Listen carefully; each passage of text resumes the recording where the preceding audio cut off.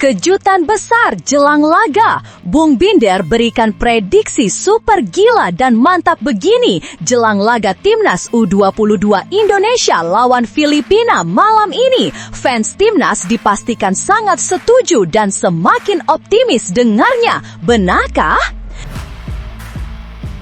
Bikin geger satu Indonesia. Ole Romeni dikonfirmasi resmi berlabuh ke Persib Bandung Januari 2026 ini. Nilai kontrak dan semua dokumen sudah aman, tinggal peresmian akhir minggu ini kah? Fans Timnas wajib simak ulasan lengkapnya di sini.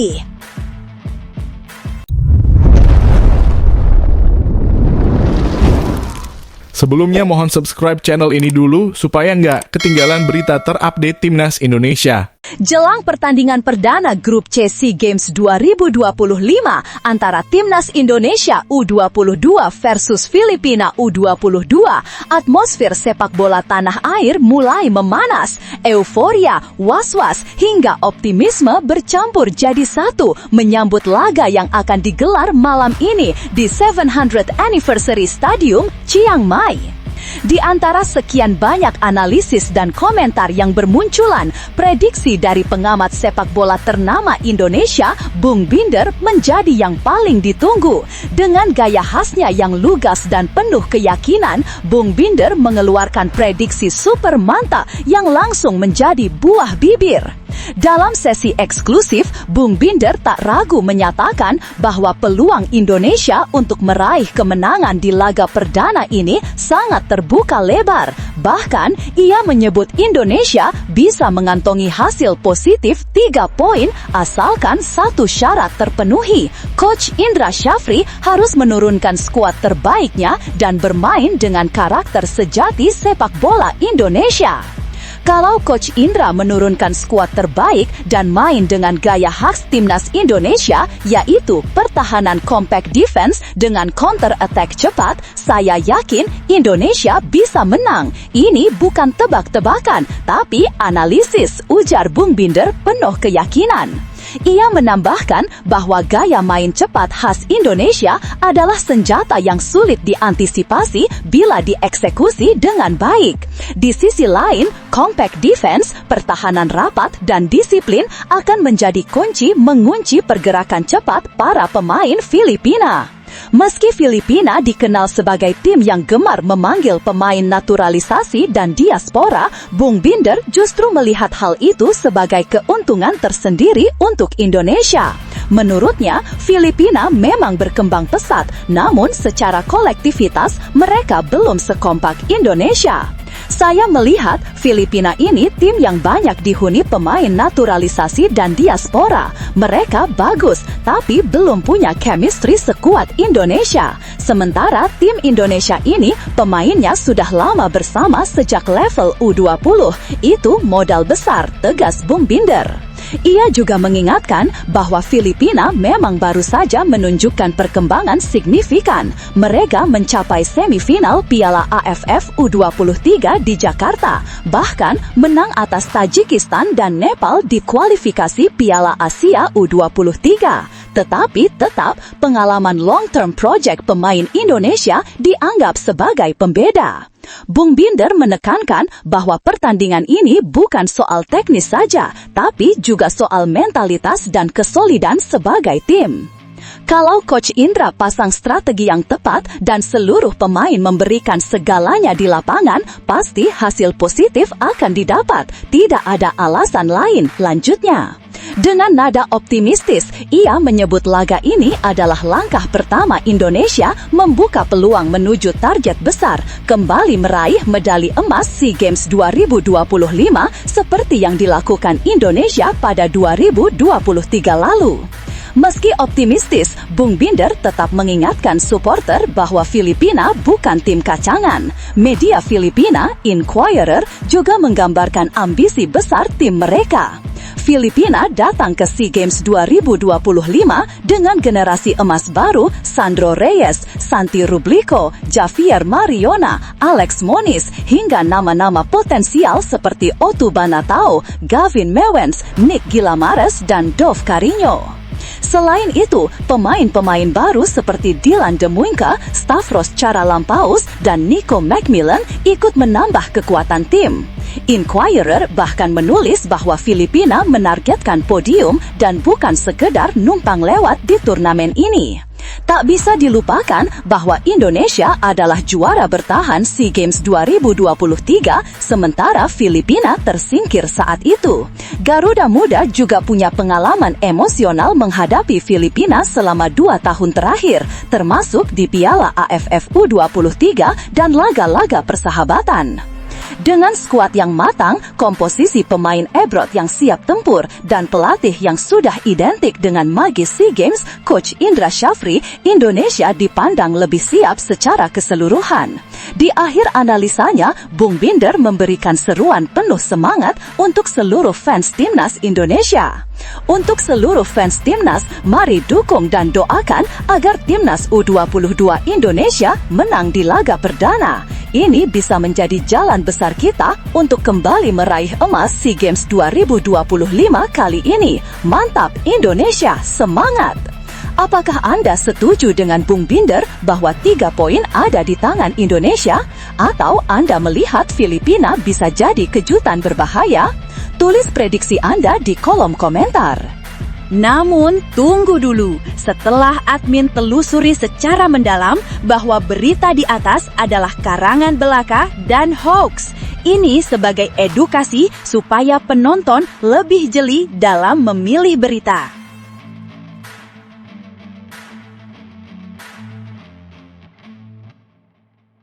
Bikin geger satu Indonesia. Ole Romeni dikonfirmasi resmi berlabuh ke Persib Bandung Januari 2026 ini. Nilai kontrak dan semua dokumen sudah aman, tinggal peresmian akhir minggu ini kah? Fans Timnas wajib simak ulasan lengkapnya di sini. Isu panas tengah berembus di dunia sepak bola nasional, terutama di lingkungan Persib Bandung.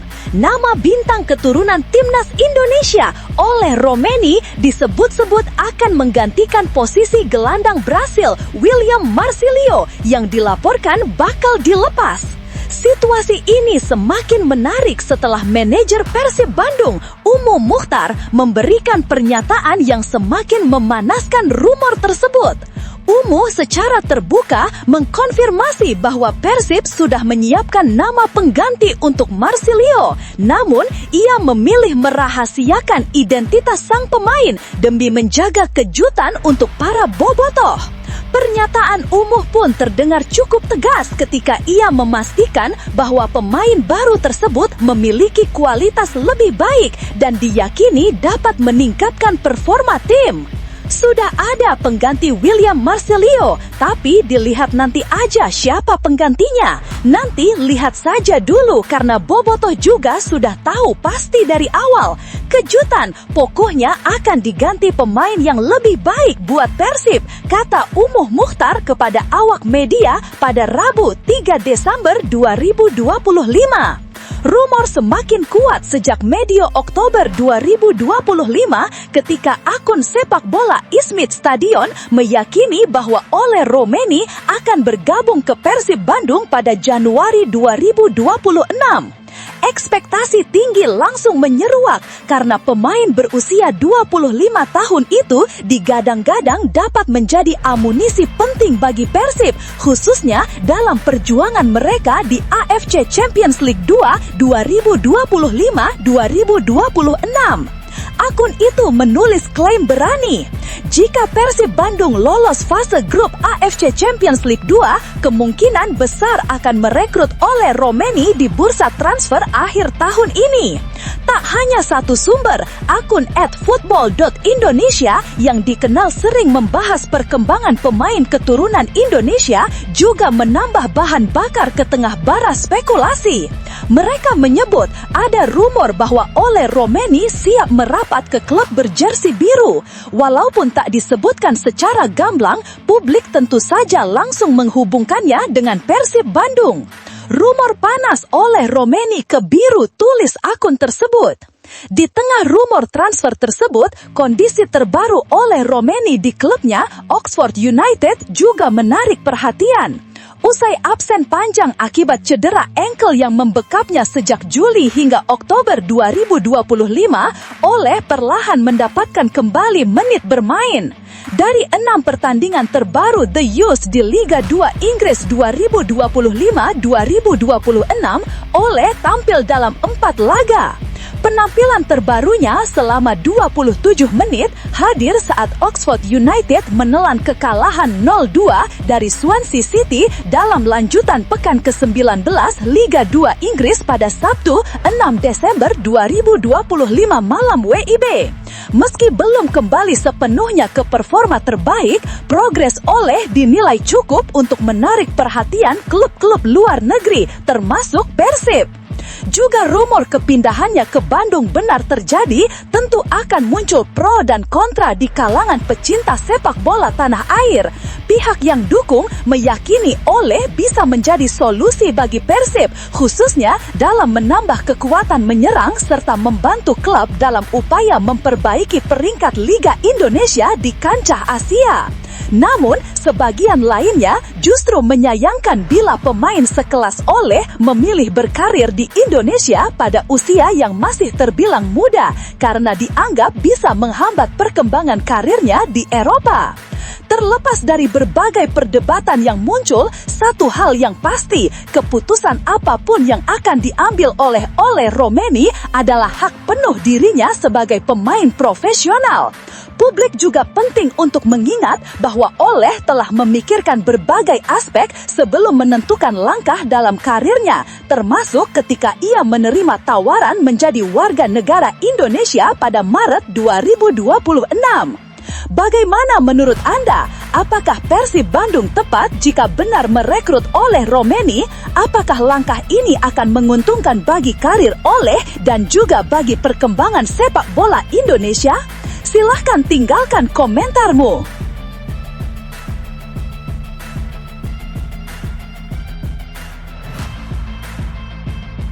Ini baru mantap! Ivar Jenner resmi pindah ke klub-klub Serie B Italia Venezia di transfer Januari mendatang. Nilai kontrak dan dokumen semua beres dan akan diresmikan usai gelaran SEA Games 2025 kah? Performa gemilang para pemain timnas Indonesia yang merumput di Italia tampaknya mulai membuka mata klub-klub Eropa lainnya. Setelah publik Serie A dibuat terpukau oleh penyelamatan Emil Audero Mulyadi bersama Cremonese, serta ketenangan Jay Itzes dalam mengawal lini belakang Sassuolo, kini giliran satu lagi pemain Garuda yang mencuri perhatian, Ivar Jenner. Gelandang muda yang juga menjabat sebagai kapten timnas Indonesia U22 di SEA Games 2025 Thailand tersebut dikabarkan masuk dalam radar klub Italia Venezia, tim yang saat ini bersaing di kompetisi Serie B. Ketertarikan ini menambah daftar pemain Indonesia yang mulai diperhitungkan di kancah sepak bola Eropa. Padahal, secara status, Ivar Jenner masih merupakan pilar Jong Utrecht. Namun, kenyataannya, menit bermainnya di level senior masih sangat terbatas. Situasi itu pula yang pernah ia ungkapkan terkait perjalanannya bersama klub yang bermain di Eredivisie Liga Belanda tersebut. Minimnya kesempatan tampil membuat masa depannya semakin sering diperbincangkan, terutama setelah penampilannya yang solid bersama timnas Indonesia U22. Banyak analis menilai bahwa kepindahan ke klub seperti Venezia dapat menjadi langkah penting bagi Ivar. Selain membuka peluang tampil reguler di kompetisi Italia yang terkenal keras dan taktis, peluang tersebut juga bisa mendorong karirnya naik ke level lebih tinggi, seperti yang kini dialami Audero dan Itzes. Apalagi, gaya bermain Ivar yang tenang, disiplin dan matang sebagai gelandang bertahan dianggap cocok dengan karakteristik kompetisi Italia yang sangat mengutamakan organisasi permainan. Kini, para pendukung timnas tentu dibuat penasaran, apakah Ivar Jenner akan menjadi pemain Indonesia berikutnya yang berlayar ke Italia, ataukah ia akan bertahan lebih lama di Belanda demi memperjuangkan tempatnya di Jong Utrecht dan tim senior? Semua mata kini tertuju kepada perjalanan karir sang kapten muda. Bagaimana menurut kalian? Apakah Venezia menjadi pilihan tepat untuk perkembangan Ivar Jenner atau sebaiknya ia tetap bertahan di Belanda?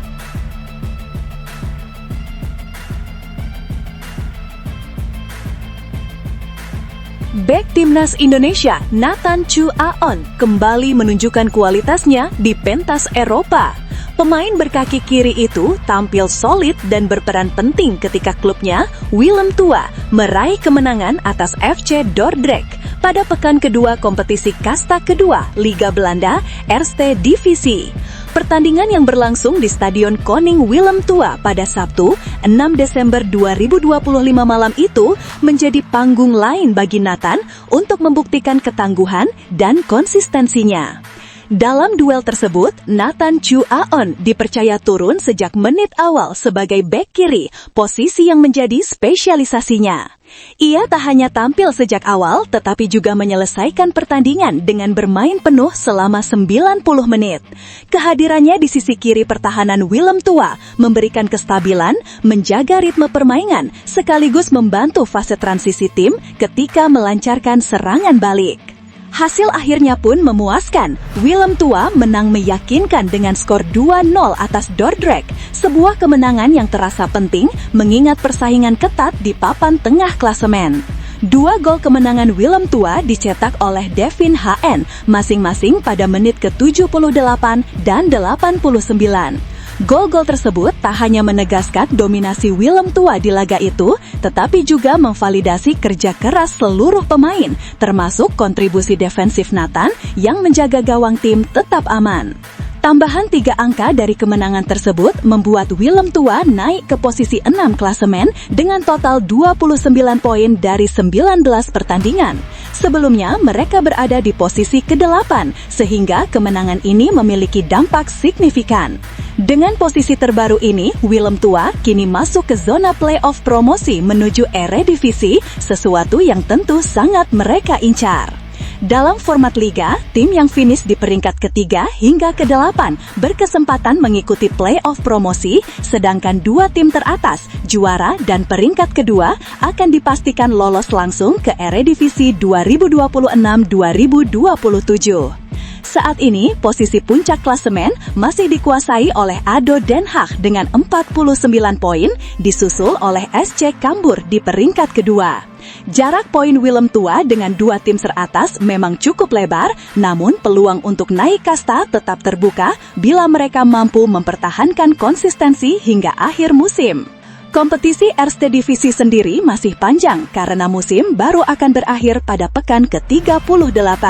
Masih ada banyak pertandingan yang harus dimainkan dan setiap poin menjadi sangat berarti. Ini menjadi kesempatan besar bagi Willem Tua untuk terus memperbaiki posisi dan menjaga asa promosi. Di sisi lain, Nathan Chu Aon memainkan peran penting di Willem Tua musim ini. Sejak datang dari Swansea City pada Juli 2025 dengan status bebas transfer, ia langsung menjadi bagian integral dalam skuad. Sejauh musim berjalan, Nathan sudah tampil dalam 16 pertandingan liga dengan total waktu bermain 1.359 menit, angka yang menunjukkan betapa pentingnya peran sang bek bagi pelatih dan timnya. Konsistensi menit bermain itu juga menunjukkan bahwa ia bukan hanya pelengkap, melainkan salah satu pemain yang diandalkan untuk menjaga struktur permainan tim. Performa stabil semacam ini semakin membanggakan publik Indonesia, mengingat Nathan juga menjadi bagian dari proyek regenerasi Timnas Indonesia di berbagai ajang internasional. Bagaimana menurut Anda? Apakah Nathan Chu Aon berpeluang membawa Willem Tua promosi ke Eredivisie? Dan menurut Anda, apakah performa stabilnya di Belanga akan berpengaruh besar bagi Timnas Indonesia ke depan? Tulis pendapatmu, diskusinya pasti seru.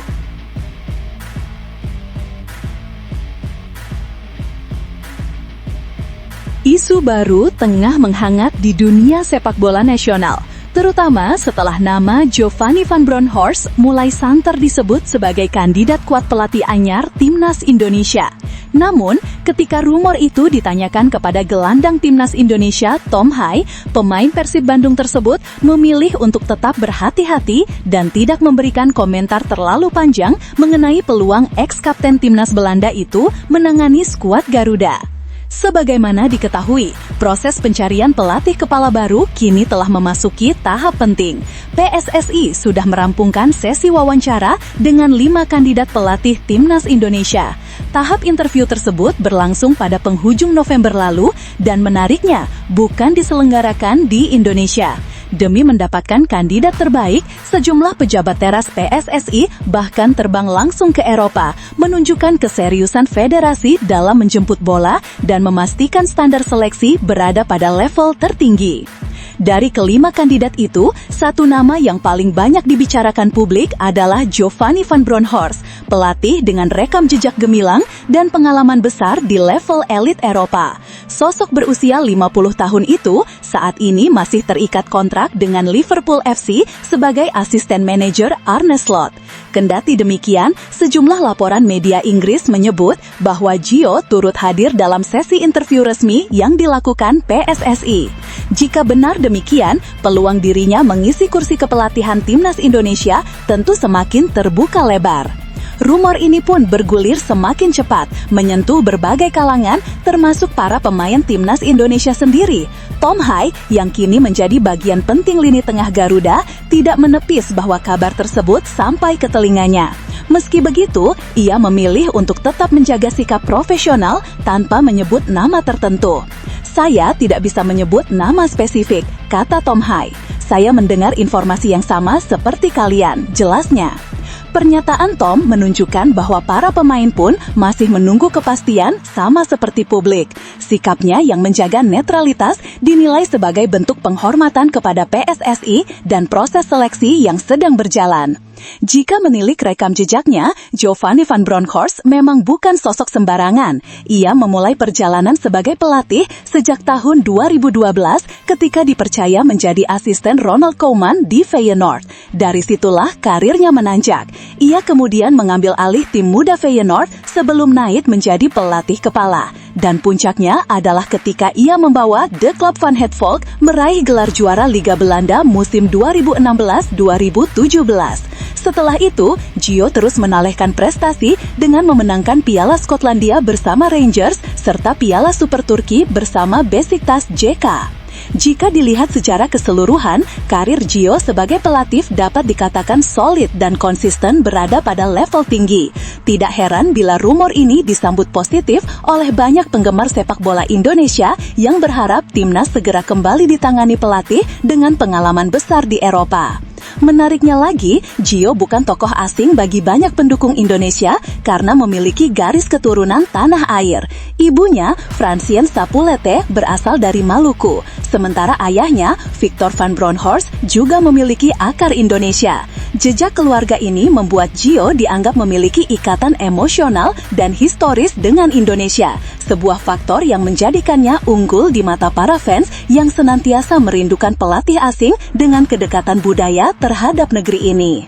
Tak heran jika rumor ini semakin memantik harapan besar. Di tengah performa timnas Indonesia yang terus berkembang dalam beberapa tahun terakhir, kehadiran pelatih sekelas Gio diyakini bisa membawa sentuhan berbeda, baik dari sisi taktik, mentalitas, maupun pengalaman internasional.